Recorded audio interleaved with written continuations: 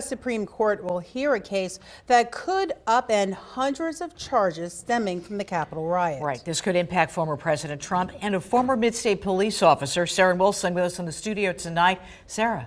Alicia, Valerie, this is noteworthy because the Supreme Court is very picky about the cases it chooses to look at. And this one stems from an appellate court ruling that revived a charge against 3 defendants accused of obstructing an official proceeding.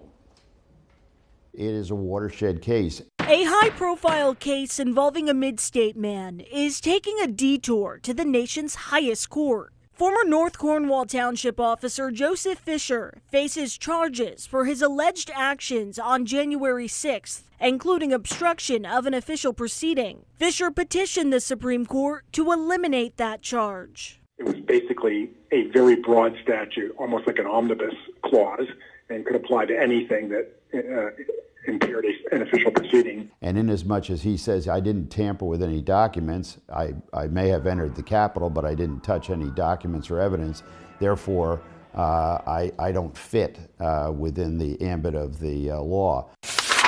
According to the petition, Fisher attended the Stop the Steal rally, went home, but then came back after hearing the crowd at the Capitol was growing. His lawyers say he went about 20 feet inside. As the crowd started pushing forward, they pepper sprayed him, and along with others, and he left. He was in the Capitol about 3 minutes and 49 seconds. One of Fisher's attorneys telling me he regrets going back to the Capitol, but is relieved the Supreme Court is taking up the case. Look, if you participated in the January 6th riots and you entered the Capitol building, you're going to have, some criminal exposure and liability. And we fight like hell. And if you don't fight like hell, you're not going to have a country anymore. Current GOP frontrunner Donald Trump faces the same charge. However, the court rules will have an impact. It's not a get-out-of-jail-free card for the former president. There are some factual allegations that tie him to tampering with evidence.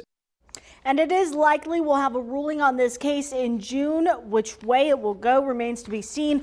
Former federal judge John Jones, who you just heard from, saying it'll probably be pretty close. Valerie? Thank you, Sarah.